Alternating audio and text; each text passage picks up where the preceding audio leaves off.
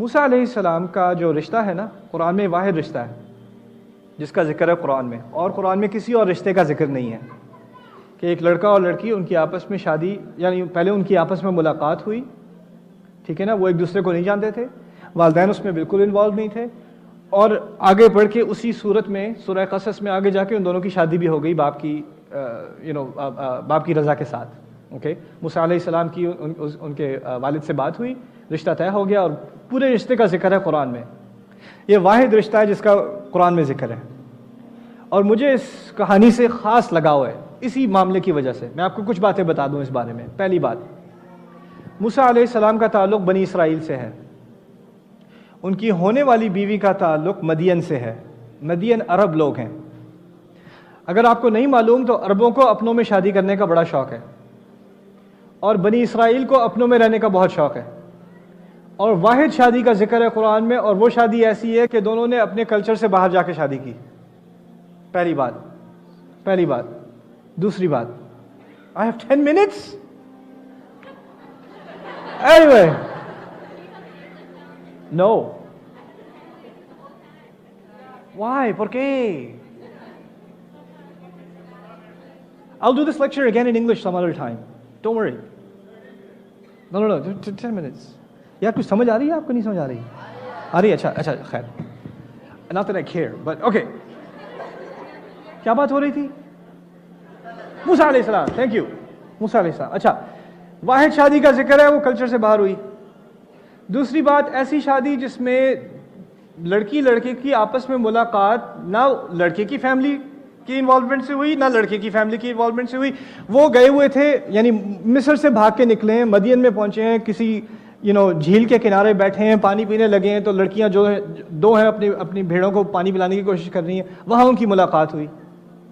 اب جا کے لڑکیوں نے باپ کو بتایا کہ ہماری مدد کسی نے کی ہے. یعنی لڑکے کا تعارف باپ سے نہیں ہوا، لڑکیوں سے ہوا، اور لڑکی نے جا کے کس سے بات کی؟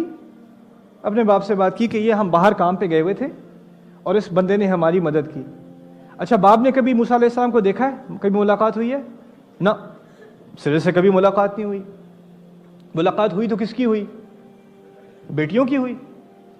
اور بیٹیاں بھی ایسی کہ وہ کام کو گئی ہوئی ہیں نا، اور ایسے کام کو گئی ہوئی ہے.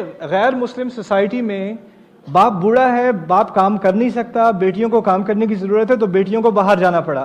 ہماری بیٹیوں کو آج کالج جانا پڑتا ہے، کام پہ جانا پڑتا ہے، ہاسپٹل جانا پڑتا ہے، آفیسز جانا پڑتا ہے. یہ ہماری حقیقت ہے کہ نہیں؟ اور اس حقیقت میں اب باہر جا کے وہ کام کرتی ہیں، اور آپ کو پتہ ہے وہ پانی پلانے سے ہچکچا رہی تھیں، آگے نہیں جا رہی تھیں. کیوں نہیں جا رہی تھیں آگے؟ کسی کو پتہ ہے؟ آگے مرد تھے، اور وہ تمام غیر مسلمان مرد تھے جنہیں عورتوں کی عزت نہیں آتی. تو وہ ایسی سوسائٹی میں تھیں جہاں پر زیادہ تر اکثریت مسلمانوں کی تھی یا غیر مسلمان کی تھی؟ غیر مسلمان کی تھی. اچھا، اب غیر مسلمان میں عورت کو باہر سوسائٹی میں جانا پڑ رہا ہے اور اس کو کام کرنا پڑ رہا ہے، کیونکہ اس کی فیملی سچویشن ایسی ہے کہ اس کو کوئی اور چارہ نہیں ہے، اور وہاں کسی غیر آدمی سے ملاقات بھی ہو گئی. اب ان کو نہیں پتا مسلمان ہے نہیں مسلمان، کیونکہ موسیٰ علیہ السلام نے جا کے آگے سلام نہیں کیا. انہوں نے تو کہا ما خطبکما، تمہارا مسئلہ کیا ہے؟ تمہارا مسئلہ کیا ہے؟ تو انہوں نے کہا ہم یہ کام ہم اس لیے نہیں کر رہے کہ آگے مرد کھڑے ہیں، لا نسقی حتی یصدر الرعاء وابونا شیخ کبیر.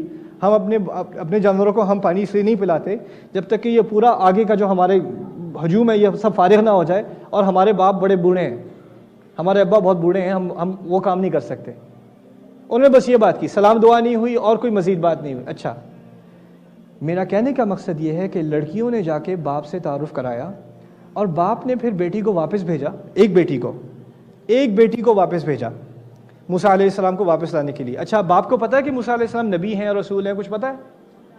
اس وقت تک رسالت بھی نہیں آئی تھی، پتہ ہے؟ اس وقت تو وہ رسول تھے بھی نہیں. اچھا، اگر آپ کے ہاں دو بیٹیاں ہیں اور وہ باہر جاتی ہیں کام کرنے، کم از کم کچھ تو تسلی ہے کہ دونوں اکٹھی ہیں، ہے نا؟ اگر واپس بھیجنا ہے اس کو بلانے کے لیے، تو آپ کے نزدیک کیا زیادہ سیف معاملہ کیا ہے؟ ایک بیٹی کو بھیجو، دو کو بھیجو. لیکن ان کو اپنی بیٹی کے کہنے پہ اتنا اعتماد ہے کہ انہوں نے ایک بیٹی کو بھیجا. وَجَاءَتْ إِحْدَاهُمَا تَمْشِي عَلَى اسْتِحْيَاء، قرآن کی آیت ہے. ان میں سے ایک شرماتی ہوئی آئی ان کو بلانے کے لیے.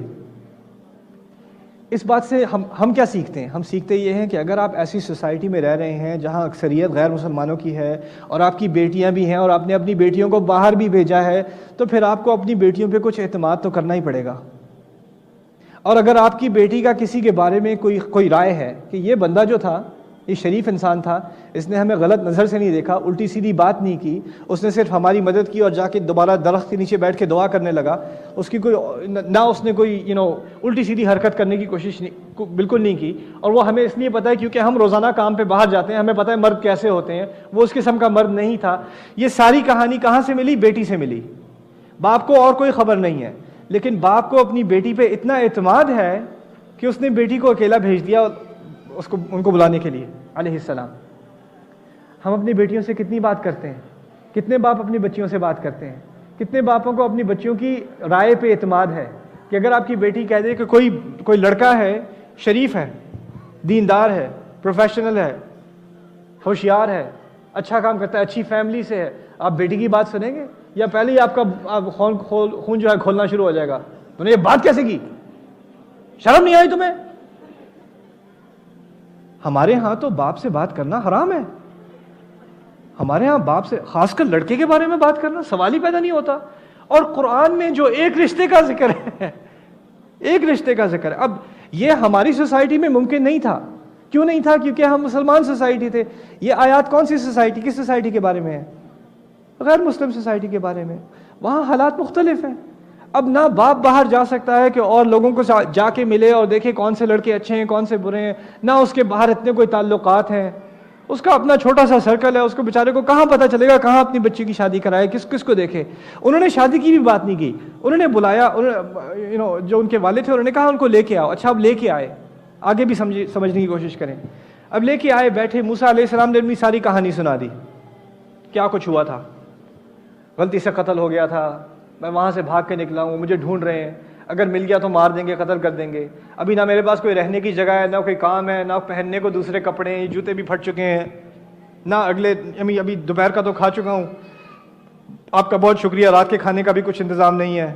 یہ حالات انہوں نے اپنے سنائے، وقص علیہ القصص، پوری کہانی سنا دی۔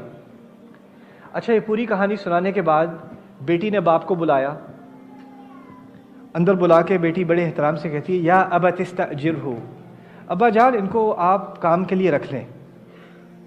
ابا جان، ڈیڈی، ابا، پاپا، ان کو آپ کام کے لیے رکھ لیں۔